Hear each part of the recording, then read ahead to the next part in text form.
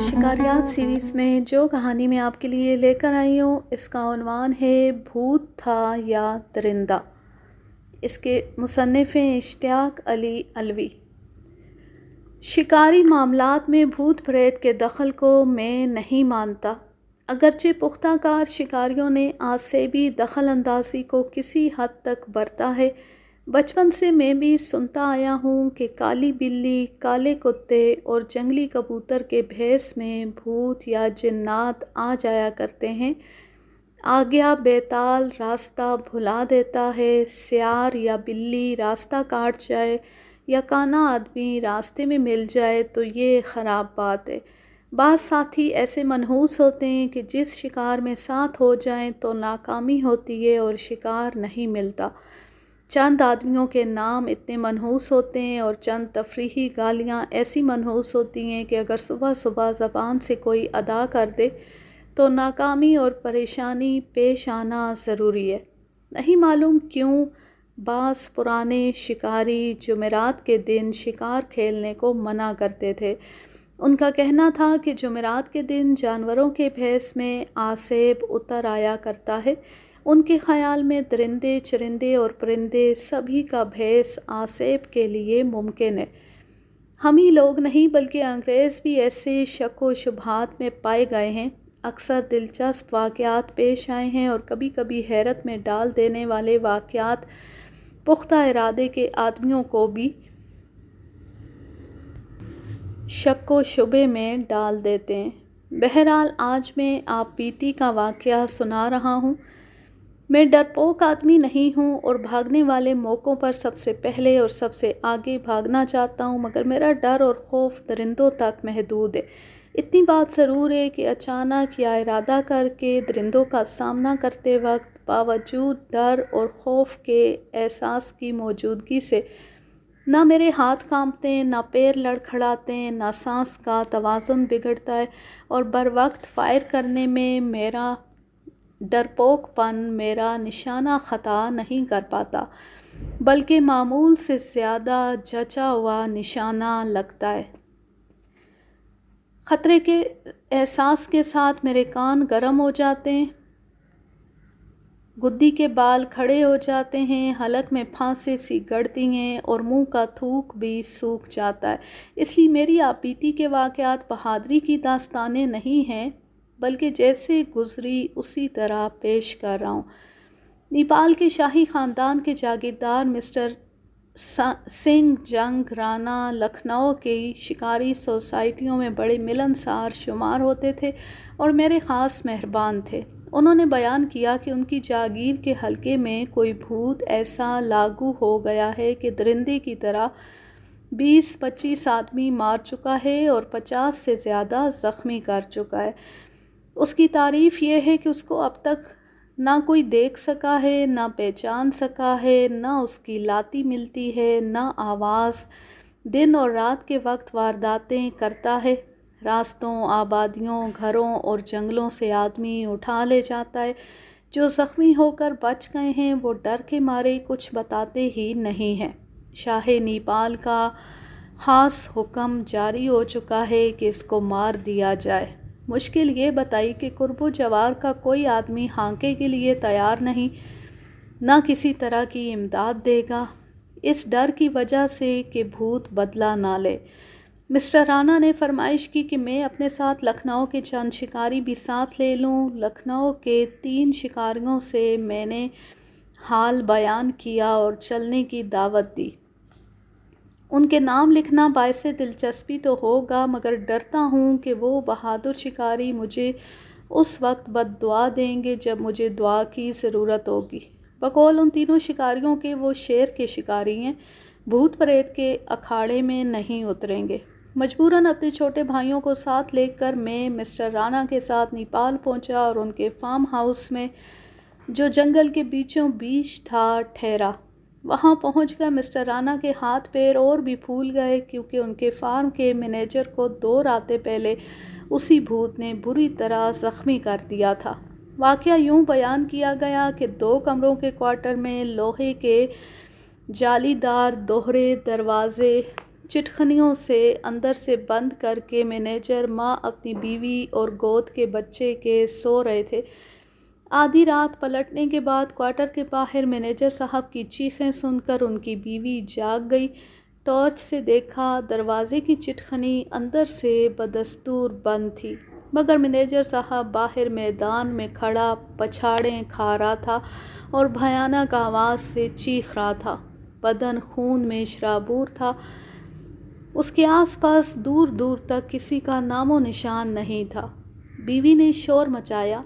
پاس میں بنی ہوئی 10 کوٹھڑیوں سے 15-20 مزدور نکل آئے۔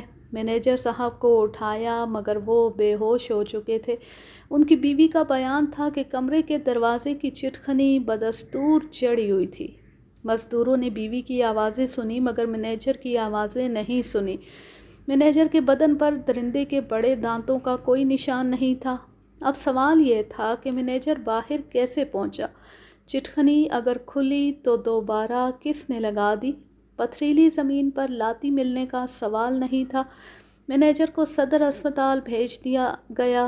پچھلی وارداتوں کی جگہوں کا معائنہ کرنے ہم سب روانہ ہوئے۔ ایک جگہ بتایا گیا کہ سپرنگ کے شکنجے گاؤں کے کنارے ایک اور دوسرا نالے کے کنارے فٹ کر کے شکاری درختوں پر چھپ کر بیٹھے تھے۔ رات دن بکریاں شکنجوں میں اٹکی پڑی رہیں۔ آخر رات کا جاگا ہوا شکاری دن چڑھنے پر ڈال سے سر ٹیک کر سو رہا تھا تو خواب میں ایسا ڈرا کہ بقول لوگوں کے بھوت نے اس کو درخت سے گرا دیا، اور اس کا دوسرا ساتھی صرف چیخ کی آوازیں سن کر ایسا ڈرا کہ درخت کی موٹی ڈال کو جپھی ڈال کر ایسا بے ہوش ہوا کہ گھنٹوں بعد اس کو ہوش آیا۔ بقول اس کے بھوت نے شکار کرنے کو منع کر دیا تھا۔ دوسرے درخت پر بیٹھے شکاریوں کو کے دست اتنے آئے کہ بدحال ہو کر سہم گئے اور خود ہی درخت سے اتر نہ پائے بلکہ درخت سے نیچے گر گئے، مگر بھوت نے ان کو معاف کر دیا اور زمین میں بے سود اور بے بس پڑے رہنے کے باوجود کسی درندے نے ان کو سونگھا بھی نہیں۔ ایک اور واقعہ یہ بتایا گیا کہ بھوت کو راضی رکھنے کے لیے کوئی خاص پوجا ہو رہی تھی۔ گاؤں بھر جاپ کے شبد اونچی آواز میں جپ رہا تھا۔ سادھو بیچ میں تھا، چاروں طرف سے لوگ گھیرے ہوئے تھے۔ گھر کے باہر کنارے والے آدمی کو کسی بھوت نے ایسا پکڑا کہ وہ ایک ہی دفعہ چیخ سکا، اور قریب والوں نے اس کو گرتے اور گھسیٹتے ہوئے دیکھا مگر ڈر کے مارے نظر نہ گھما سکے بلکہ شور مچ گیا۔ افراتفری ایسی پھیلی کہ ایک کے اوپر ایک چڑھ گیا۔ لالٹینیں الٹ گئیں اور اندھیرے میں گرے ہوئے پر جو چڑھا وہ بھوت سمجھا گیا۔ گاؤں بھر میں کوہرام مچ گیا۔ افراتفری ایسی پھیلی کہ اوندے سیدھا ہونا بھول گئے اور گرے ہوئے اٹھنے کی ہمت نہ کر سکے۔ گویا سینکڑوں بھوت ایک دم سے گاؤں پر چڑھ دوڑے ہوں۔ خوش قسمتی کہیے یا بدقسمتی کہ گرے ہوئے مٹی کے تیل نے آگ پکڑ لی اور شعلے اٹھنے لگے۔ کئی گھر جل گئے۔ اس سے بدحواسوں کو ہوش آ گیا مگر کسی کو نہ پتہ تھا نہ ہوش کہ موت کتنوں کے ساتھ کھیل گئی۔ ہر غائب آدمی کی بابت یہی سمجھا جاتا رہا کہ وہ موت کی گود میں سو چکا۔ سادھو بابا ایسا بھاگا کہ تیسرے دن اس کا کینڈل جنگل میں پایا گیا۔ ہر گھر ماتم کدہ بنا ہوا تھا۔ رات کا بقیہ حصہ ماتم کرتے گزر گیا۔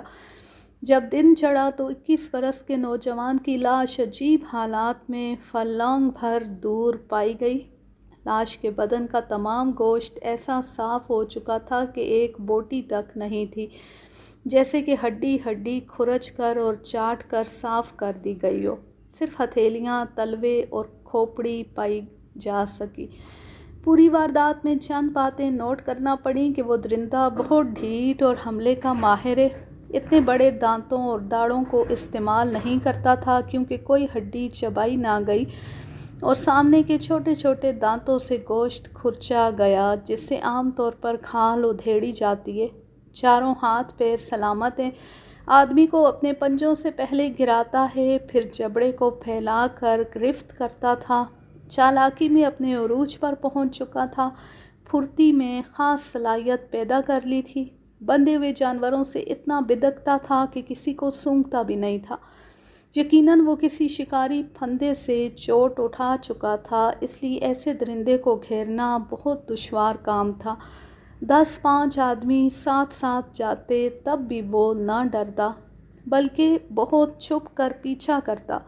ڈر کے مارے ہوئے اگر تھم جاتے تو ان کو ایسی آہٹ ملتی جیسے کوئی چائے سڑک رہا ہو، اور کبھی کبھی سڑی بدبو بھی ملتی تھی۔ لوگ پرچھائی سے زیادہ کچھ اور بات نہیں پاتے تھے۔ اتنی مکاری، اتنی عیاری، بے صبری اور ڈھیٹ پن تیندوے کی شکل اور مزاج کو ظاہر کرتا تھا، کیونکہ شیر کے پرکھنے والے خوب سمجھ سکتے ہیں کہ شیر کتنا ہی معذور ہو جائے، بھوک سے بیتاب ہو کر فاقے کر رہا ہو، اس کا آدمی سے کتنی زیادہ نفرت کیوں نہ ہو جائے، مگر اس کی مکاری میں بھی شان کی جھلک ملتی ہے۔ زخموں سے چور شیر میں ایک خاص آن بان اور خودداری کی جھلک ملتی ہے، اور جب کوئی شیر مقابلہ کرنے کی ٹھان لیتا ہے تو اس کی طرف موت کی شکل میں شکاری ہاتھیوں کی بڑھتی ہوئی لائن، ہانکے والوں کی چیخ و پکار، اور سامنے سے چلنے والی گولیوں کی باڑ بھی اس کا منہ نہیں پھیر پاتی۔ آخری سانس تک اپنے فولادی پنجے آگے کی طرف گاڑ کے بڑھتا رہتا ہے۔ حد یہ کہ مرتے وقت اس کی آنکھوں کی پتلیاں کسی اور طرف نہیں پھرتیں، بلکہ مد مقابل کو دیکھتے دیکھتے بے نور ہو کر پتھرا جاتی ہیں۔ اس لیے میرے خیال میں یہ بھوت نہیں، تیندوا تھا۔ چونکہ شاہ نیپال نے اس کو مارنے کا خاص حکم جاری کر دیا تھا، اس لیے 50 فوجی رنگروٹ، 5 شکاری ہاتھی اور بانس بلیاں وغیرہ اور بہت سی بکریاں اور آوارہ کتے فارم ہاؤس میں پہنچا دیے گئے، اور ان کے ساتھ 2 انگریز میمے اور 2 صاحب بہادر بھی پہنچ گئے۔ یہ انگریز ٹارگٹ پر نشانہ مارنے کے ماہروں سے بھی زیادہ سچے نشانے باز تھے، مگر انہوں نے شیر یا تیندوے کا نہ شکار کیا تھا، نہ اس کا شکار دیکھا تھا، صرف کتابوں میں اس کی ہیبت ناک داستانیں پڑھی تھیں، جس کی وجہ سے ان کے دلوں میں زبردست دہشت سمائی ہوئی تھی۔ ہمارا شکاری پلان یہ تھا کہ جنگل بھر میں 10-12 جگہ مچانیں باندھ کر 2-2 فوجی رنگروٹ درندوں کے دیکھے جانے کی خبر رکھنے کے لیے بیٹھیں، 15-20 جگہ بکریاں اور کتے باندھ دیے جائیں، اور شکاری ہاتھیوں پر ہم شکاری جنگل کو اس طرح مسلیں اور روند ڈالیں کہ ہر بڑے سائز کے تیندوے کو مار دیں، اور دن میں ایک بار رنگروٹوں سے ہانکا کروایا جائے۔ انگریز شکاریوں نے مچانوں پر بیٹھنا پسند کیا، اور ہم شکاریوں کے ہاتھی گزرگاہوں اور گھاس پر کھڑے پہلے ہانکے کے منتظر تھے۔ پٹاخوں اور ہتھ گولوں کی آوازیں اٹھنا شروع ہو گئیں، ماحول میں ہیبت پیدا ہو گئی، انسانی دل و دماغ ہیجان محسوس کرنے لگا، اعصابی تناؤ بڑھ چکا تھا، ہر طرح کا جانور پناہ کے لیے بدحواسی میں بھاگ رہا تھا۔ نہیں معلوم مچان پر بیٹھے ایک انگریز جوڑے نے کیا دیکھ لیا کہ بدحواسی میں ڈوبی آوازیں مچان سے آنے لگیں، ایسا لگتا تھا کہ کسی کو ہسٹیریا کے دورے پڑ رہے ہوں۔ میم صاحبہ ایک جھاڑی کی طرف اشارہ کرتے ڈر کر اپنے صاحب بہادر سے لپٹ گئیں، کپڑے نوچ ڈالے، دانت سے کاٹ لیا۔ ان کی گھگیائی آوازوں میں صرف اتنا سنا جا سکا کہ وہ کہہ رہی تھیں، یا خدا، وہ 12 فٹ سے کم نہیں ہے، اور صاحب بہادر یہ الفاظ بڑبڑاتے ہوئے بے ہوش ہو گئے، وہ بالشتیہ ہے۔ چونکہ انگریز لوگ شاہی مہمان تھے، مسٹر رانا ادھر دوڑے، سارا ہانکا اور شکار درہم برہم ہو گیا۔ جب دوسری مچانوں پر دوسرے انگریز جوڑے کے پاس پہنچے تو وہ میاں بیوی بحث کر رہے تھے کہ وہ لمبی دم کا شیر دھاری دار نہیں تھا بلکہ چڑیل تھی، وہ ایک ڈال سے دوسری ڈال پر اڑ کر جاتا تھا، مگر فوجی رنگروٹ کا کہنا تھا کہ سب جھوٹ ہے، ان کو ہلتی ہر جھاڑی میں بھوت اور چڑیل نظر آتی تھی۔ گویا ہر انگریز مہمان بدحواس ہو چکا تھا، تو ان کو رنگروٹوں کے سپرد کر کے کہہ دیا گیا کہ شراب کا بھاری ڈوز پلا دیا جائے، اور وہ لوگ فارم ہاؤس پہنچا دیے گئے، جہاں وہ گہری نیند سو گئے۔ رنگروٹوں نے ہر بات کارآمد بتا دی کہ بہت بڑے سائز کا تیندوا انہوں نے دیکھا ہے، جس کا منہ کھلا تھا، رال بے رہی تھی، زبان باہر لٹکی تھی، کھلے میں نکلنے سے بچتا تھا، آڑ یاڑ سے جھانکتا ہوا بڑے اطمینان سے گزرا ہے۔ اتنے شور میں اتنا اطمینان، اتنے ہیجان میں اتنی خود اعتمادی ہمارے شبے کو تقویت دیتی تھی۔ ہر شکاری چاہے انسان ہو یا درندہ اپنے ہر شبے کی تصدیق ضرور کرتا ہے۔ ہم لوگوں میں مشورہ ہوا اور طے پایا کہ اس وقت اس کا پیچھا کرنا بند کر کے سورج ڈوبتے وقت ہاتھیوں پر نکلنا چاہیے۔ یہی مشورہ رامپور کے رہنے والے خان صاحب فیل بانو نے دیا، جو تجربے کار شکاری تھے۔ ہم لوگ سورج ڈوبنے سے گھنٹہ بھر پہلے ہاتھیوں پر راؤنڈ کرنے نکلے۔ ہم میں ہر آدمی ایک ایک رنگروٹ کے ساتھ اپنی پسند کے ہاتھی پر بیٹھا۔ مسٹر رانا بھوت کے ڈر سے جس احساس کو وہ چھپاتے تھے سب سے الگ تھلگ رہے۔ آدھا راؤنڈ چھوڑ کر رامپوری خان صاحب اپنا ہاتھی دوڑا کر میرے پاس لائے اور بتایا کہ ایک بڑا تیندوا 500 گز دور ٹیلے کی چوٹی پر دوسری طرف منہ کیے بیٹھا تھا۔ پہاڑیوں کی آڑیں پکڑ کر ہم لوگ اس طرف بڑھے۔ مسٹر رانا معذوری ظاہر کر کے الگ ہو گئے۔ میرا ہاتھی اس ٹیلے سے 150 گز دوری پر واقع پہاڑی تک پہنچ سکا۔ بھائی شبو صاحب تیندوے کے دائنی طرف اور بھائی ببو میاں بائیں طرف آڑ پکڑتے آخری آڑ پر پہنچ کر تھم گئے۔ میں 150 گز دور والے ٹیلے پر اتر گیا، زمین پر لیٹ کر اطمینان سے نشانہ ملایا۔ تیندوا اپنے سامنے غور سے 8-10 آتے ہوئے آدمیوں پر نظر جمائے تھا۔ وہ غریب راہگیر اس درندے کی خونخوار نگاہوں سے ناواقف سیدھے چلے آ رہے تھے۔ بھاری بور کا 423 بور رائفل میری کلائیوں میں سمٹ کر آ گیا۔ گال اور کندھے نے حسب ضرورت دباؤ دے دیا۔ انگلی نے آہستہ سے لبلبی دبانا شروع کی۔ رائفل نے آگ اگلی اور فائر کی آواز کے ساتھ تیندوا کچھ اچھلا اور ہلکی سی اڑتی ہوئی گرد کے ساتھ ٹیلے کی دوسری طرف گرتا معلوم ہوا۔ تجربے کار فیل بان خان صاحب نے مبارکباد دی اور اپنے ہاتھی پر بیٹھ کر اس نے ٹیلے کا چکر کاٹا اور شبو میاں اور ببو میاں کے ہاتھیوں کو اشارہ دے کر مجھے تیندوے والے ٹیلے کے دامن میں اتار دیا تاکہ میں پیدل اوپر چڑھوں۔ شبو ببو میاں اس ٹیلے کے دائیں بائیں سے اس پار پہنچ کر ایک دوسرے کی سیدھ میں چلے۔ بڑی ہوشیاری اور احتیاط کے ساتھ قدم جماتا میں ٹیلے کے اوپر پہنچا اور دوسری طرف سر نکال کر جھانکتے ہوئے پورے بدن سے میں کانپ گیا۔ سانس کو قابو میں رکھتے ہوئے رائفل کو ہاتھوں میں تولا، گردن کو کچھ اور بڑھا کر میں نے ٹیلے کے اس پار دیکھا مگر وہاں کچھ نہ تھا۔ ٹیلے کے ادھر کی طرف کی ڈھال گھنی گھاس اور جھاڑیوں سے ڈھکی ہوئی تھی۔ مجھے ڈر لگا کہ اگر یہ تیندوا زخمی ہوا ہوگا تو حد درجے خونخواری سے بپھر کر حملہ کرے گا۔ شبو اور ببو میاں کے ہاتھی بدن سادے ایک ایک قدم ناپ تول کر رکھ رہے تھے۔ دونوں ہاتھی چل رہے تھے مگر ایسا سدا ہوا بدن لگتا تھا کہ گویا کھڑے ہوں۔ نہ کان ہلتے، نہ سونڈ اور نہ دم، اور نہ ہی کوئی آواز نکالتے۔ ان کو تیندوے کے حملے کا خطرہ تھا اور حملے سے پہلے وہ تیندوے کی بدبو سونگھ کر جان لینا چاہتے تھے کہ وہ کس جگہ ہو سکتا ہے۔ ببو میاں والے ہاتھی کو تیندوے کے بدن کی بدبو جیسی ملی اس کے مہاوت نے اشارہ دیا۔ ببو میاں نے رائفل سیدھا کیا مگر کچھ آڑ تھی۔ ان کا ہاتھی اور آگے بڑھا۔ اتنے میں شبو میاں کے ہاتھی نے اپنے سامنے تیندوے کی بو پا لی اور وہ بھی تیار ہو گئے۔ میں ٹیلے کے اوپر سے پورا نقشہ دیکھتا رہا۔ شبو میاں کے ہاتھی نے اپنی سونڈ سمیٹی اور اگلے پیروں کو روک کر بدن کو پیچھے کھینچا ہی تھا کہ ببو میاں کے سامنے سے ایک تیندوا چھلانگ لگا کر نکلا۔ اس پر ان دونوں کے فائر ہوئے۔ تیندوے نے گولیاں لگتی بدن کو لچکایا، جھڑکا اور اپنا منہ زخم کی جگہ یعنی بغل پر مارا اور گھنی جھاڑی میں دبک گیا۔ ببو میاں کا ہاتھی خود بخود ادھر مڑ کر بڑھا مگر شبو میاں کے ہاتھی نے قدم بڑھانے سے انکار کر دیا۔ महावत ने इशारा दिया कि यहाँ पर कोई दूसरा तेंदुआ है। शबो मियाँ फिर उस तरफ मतवज्जो हुए, राइफ़ल की नाल उस तरफ फेर दी।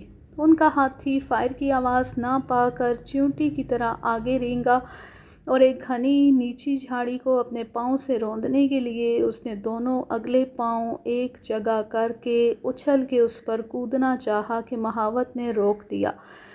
तब उसने बड़ी होशियारी और एहतियात के साथ सूंड से झाड़ी को नोच लिया।